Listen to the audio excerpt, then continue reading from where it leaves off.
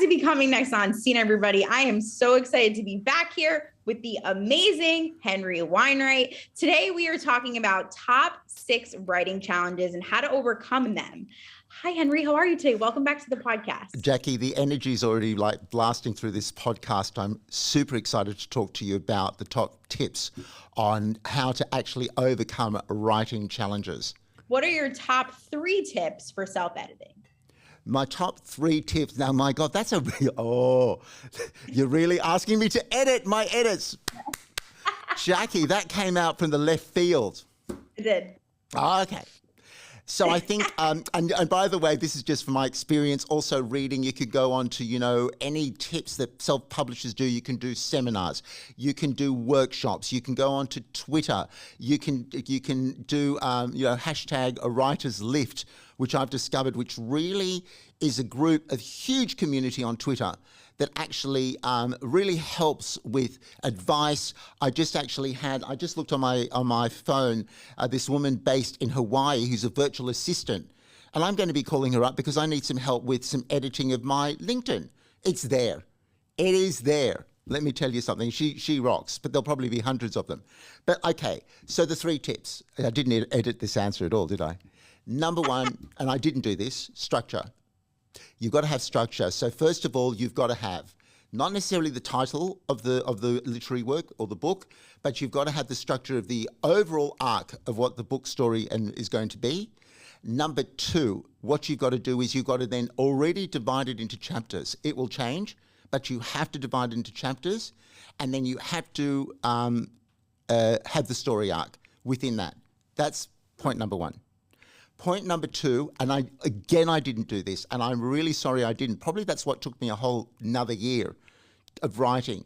Point number 2 is you've got to actually move from above. So imagine you're looking at your work from, top of the tree. You're sitting on top of the tree, and you're reading it, and what you're doing is you're looking at the whole manuscript, and when you're looking at the whole manuscript, what you're doing is you're just making sure you're putting bullet points down. Is the story building? Are the characters there? Are there any inaccuracies? That kind of thing. Then the 3rd tip is zooming in, looking at grammar, looking at spelling, and then looking for too many words. I'm one of those people.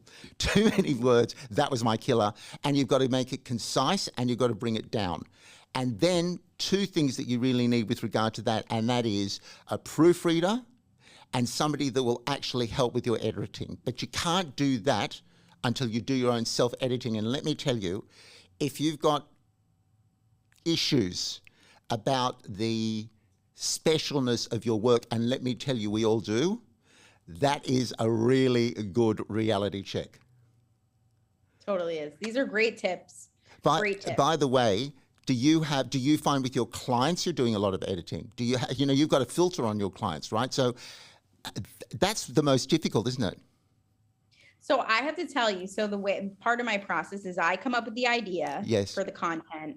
I email it to them so it sounds like them, and then they come back to me, and sometimes it's perfect, and then sometimes, of course, they're grammar things for sure. So yes, it's like a little bit of a few step process, similar to writing a book for sure. So then you're like the proofreader and the editor. So that's why people go to you, because you help them with the process. And interestingly enough, and another thing I read just recently from a Harvard report, and that is, and it's pretty common sense, the most difficult thing out of the whole writing process, out of marketing, out of doing any professional pursuit is the editing, by far. Mm-hmm. And time consuming. Isn't that the most time consuming? It's very painful. It is, yeah, it's time consuming, painful. You try and learn a bit of humility, and ultimately, actually, just to end this answer, ultimately you've got to look at who you're writing for. You're writing for yourself, because of course you're going to love it. Who's not going to love your own work, right? But it's who you're writing for. What's your market? So good. So, but the truth is like you think until people start buying your book, right? And then that's what tells you. Well, actually, Jackie, it's got to be much before that, to be honest with you. Yeah. Oh, yeah. That's the whole thing. Because the thing is, no one's going to publish. I mean, you can go the self-publishing route, but even self-publishing houses and people that are companies that help you with self-publishing, they help you with the edits.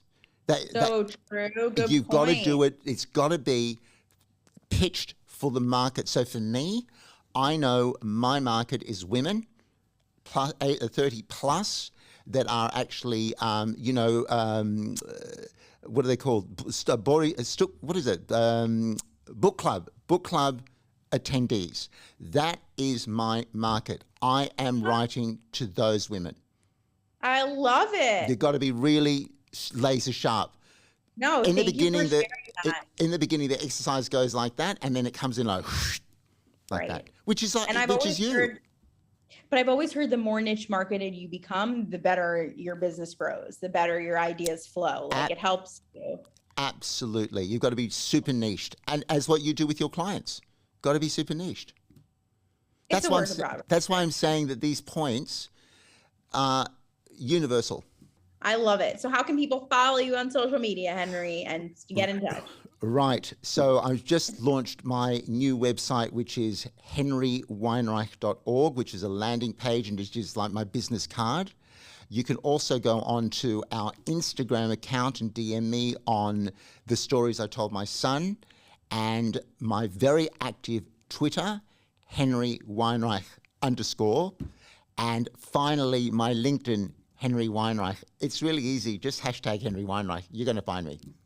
I love it. This has been a pleasure as always. Thank you for the inspiring information. You are the best. So everybody definitely follow Henry. And thanks for tuning in to Next on Scene. And stay tuned for who's next on Scene.